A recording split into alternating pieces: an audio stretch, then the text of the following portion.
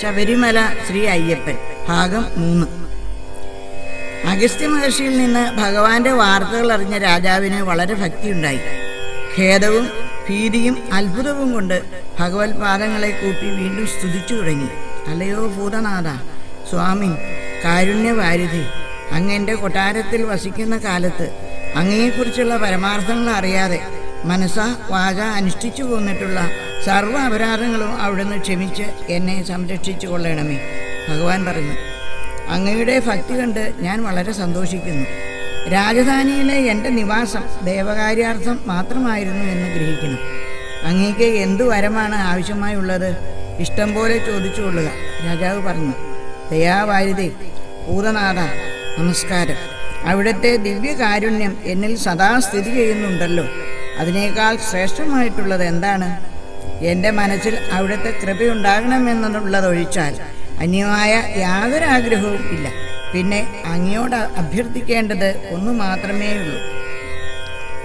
ജന്മമരണമെനിക്കകന്നിടുവാൻ നന്മയോടെ ശിഷം നൽകണം. പിന്നെയും എന്നുടെ വംശത്തെ രക്ഷിച്ചു കൊള്ളുവാൻ എന്നും ഭവാൻ എൻ്റെ മണ്ണിടെ വാഴണം. കാരുണ്യനിധിയായ ഭഗവാൻ പറഞ്ഞു, രാജശ്രേഷ്ഠ, ജനനമരണാദി ദുഃഖങ്ങൾ നശിക്കണമെങ്കിൽ കർമ്മനാശം ഉണ്ടാകണം, അല്ലാതെ സാധ്യമല്ല. ആകയാൽ കർമ്മനാശം ഉണ്ടാകാനുള്ള ഉപായങ്ങൾ ധരിക്കണം. ഇത്രയും പറഞ്ഞതിന് ശേഷം ഭഗവാൻ അഗസ്ത്യമുനിയെ ഒന്ന് കടാക്ഷിച്ചു. മുനിയാകട്ടെ ഭഗവാൻ തന്നെ രാജാവിന് വേണ്ട ഉപദേശങ്ങൾ കൊടുക്കണമെന്ന് അപേക്ഷിച്ചു. അത് ഭൂതനാഥ ഗീതയായി ഭവിക്കുമെന്നും പിന്നീട് ലോകോപകാരമായി അത് പരിണമിക്കുമെന്നു കൂടി പറഞ്ഞതിന് ശേഷം അഗസ്ത്യമുനി അവിടെ നിന്നും അന്തർധാനം ചെയ്തു. മധ്യാഹ്നമായതിനാൽ ഭൂതനാഥ സ്വാമിക്ക് വഴിയാമണ്ണം നൈവേദ്യങ്ങൾ അർപ്പിച്ചുകൊണ്ട് പൂജിച്ചു. അനന്തരം ബ്രാഹ്മണരെയും വിധിയാമണ്ണം ആരാധിച്ച് പൂജിപ്പിച്ചു. രാജാവും ഭക്ഷണാദികൾ നിർവഹിച്ചു.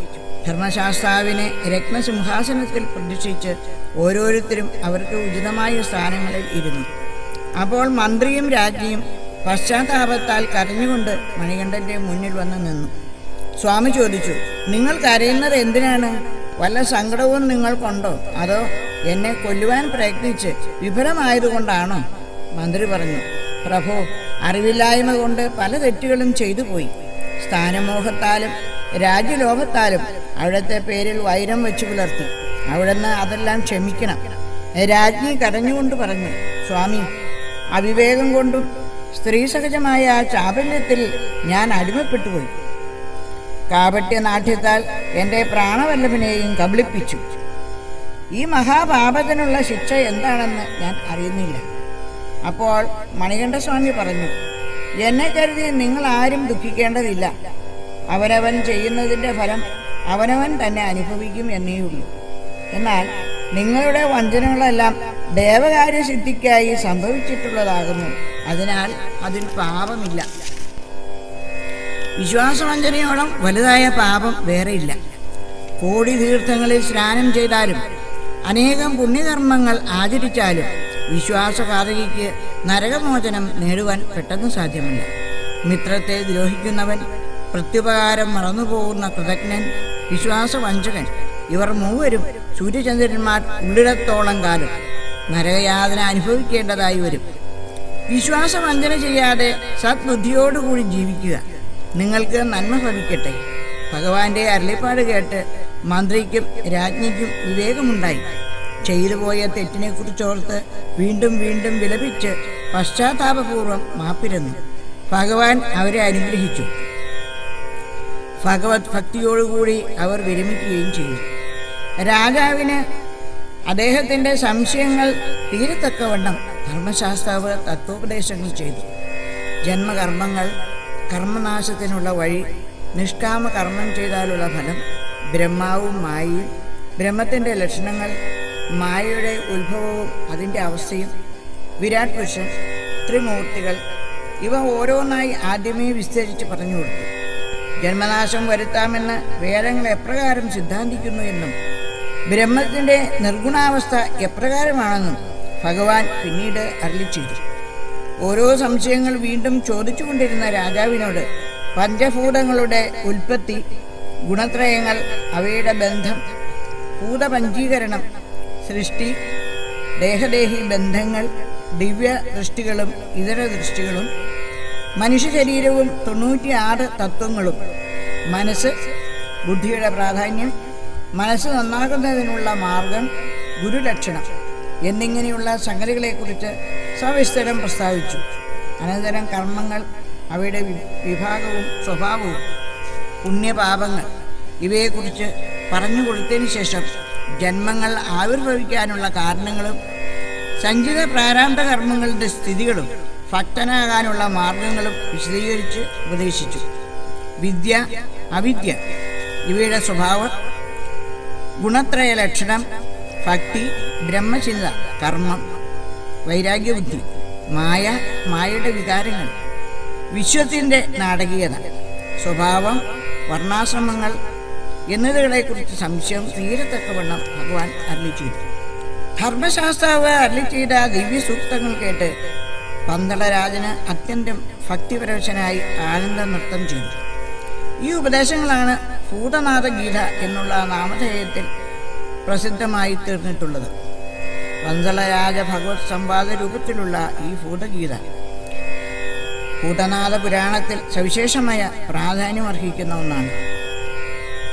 ഭഗവാന്റെ തത്വോപദേശങ്ങൾ കേട്ട രാജാവിൻ്റെ മനസ്സ് സൂര്യനേക്കാളധികം തെളിവുള്ളതായി തീർന്നു. മണികണ്ഠൻ പറഞ്ഞു, അല്ലയോ രാജസത്തമ, സർവജ്ഞനും സർവകനും സർവസാക്ഷിയുമായുള്ളത് ഞാൻ തന്നെയാകുന്നു. അതുകൊണ്ടങ്ങ് സർവധർമ്മങ്ങളെയും പരിത്യജിച്ച് എന്നെ തന്നെ മനസ്സാ ഭജിച്ചുകൊള്ളുക. സർവദുഃഖങ്ങളിൽ നിന്നും അങ്ങയെ ഞാൻ മോചിപ്പിച്ചിട്ടുണ്ട്.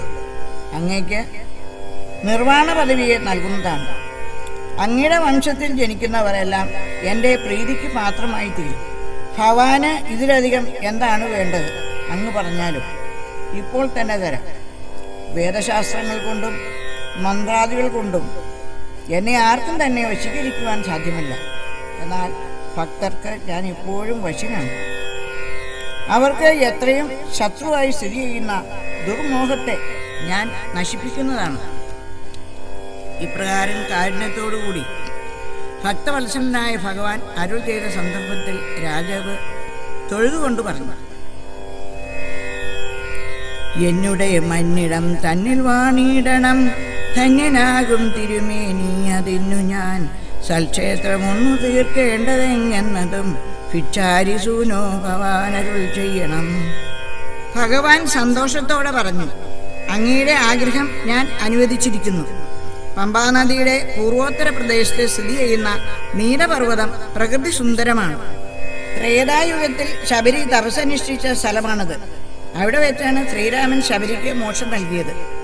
ആ പർവ്വതത്തിൻ്റെ മനോഹരമായ സാനുപ്രദേശങ്ങളിൽ സമുചിതമായ സ്ഥാനത്ത് ഒരു ക്ഷേത്രം പണികഴിപ്പിച്ച് പരമപാവനമായ ആ ക്ഷേത്രത്തിൽ എന്നെ പ്രതിഷ്ഠിച്ചുകൊള്ളുക. കിഴക്കഭിമുഖമായി പഞ്ചേന്ദ്രിയങ്ങൾ, അഷ്ടരാഗങ്ങൾ, ത്രിഗുണങ്ങൾ, വിദ്യ, അവിദ്യ ഇവയെ ആധാരമാക്കി 18 സോപാനങ്ങൾ നിർമ്മിക്കണം. ഈ സോപാനങ്ങൾ 18ാം പടി എന്ന് ഭാവിയിൽ അറിയപ്പെടും. ഇവ തത്വസോപാനങ്ങളാണ്. ആധ്യാത്മിക ജീവിതത്തിൽ നിന്ന് മനുഷ്യനെ പ്രാപഞ്ചികത്തിലേക്ക് വലിച്ചിഴയ്ക്കുന്ന വിഷയങ്ങളാണ് അഷ്ടരാഗങ്ങൾ. രാഗാദികളായ ശത്രുക്കളെ ജയിക്കുന്നവർക്ക് മാത്രമേ സംസാര സാഗര തരണം സാധിക്കൂ, പരബ്രഹ്മൈക്യം ലഭിക്കുവാൻ ഇടവരികയുള്ളൂ. ഈ തത്വത്തെയാണ് അഷ്ടദശ സോപാനങ്ങൾ അനുസ്മരിപ്പിക്കുന്നത്. ഈ സോപാനങ്ങൾ വഴിയാമണ്ണം കടന്നു കയറുന്നവർക്ക് അനായാസേന എന്നെ ദർശിക്കുവാൻ സാധിക്കും.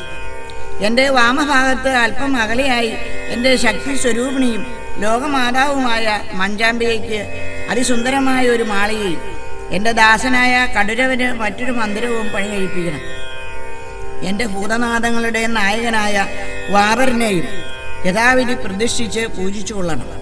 വാപരൻ എൻ്റെ ആജ്ഞപ്രകാരം ഗോഷ്ഠം ഉറപ്പിച്ചു വാഴുന്ന വനം മഹിഷി മാരികം എന്ന പേരോടുകൂടി പ്രസിദ്ധമാകുന്നതാണ്. എൻ്റെ ഭക്തന്മാരുടെ ചിത്താനന്ദത്തിനു വേണ്ടി ഉത്സവം നടത്തുകയും വിപ്രവൃന്ദം വേദസൂക്തങ്ങൾ ഉദ്ഘോഷിക്കുകയും ചെയ്തുകൊള്ളണം. ഉത്സവാന്തത്തിൽ എൻ്റെ ഭൂതവൃന്ദങ്ങൾക്ക് യഥാവിധി ബലി അർപ്പിച്ചുകൊള്ളണം. ശബരിക്ക് സായുജ്യം കിട്ടിയ സ്ഥലമായതിനാൽ ഇത് ശബരിമല എന്ന് അറിയപ്പെടും.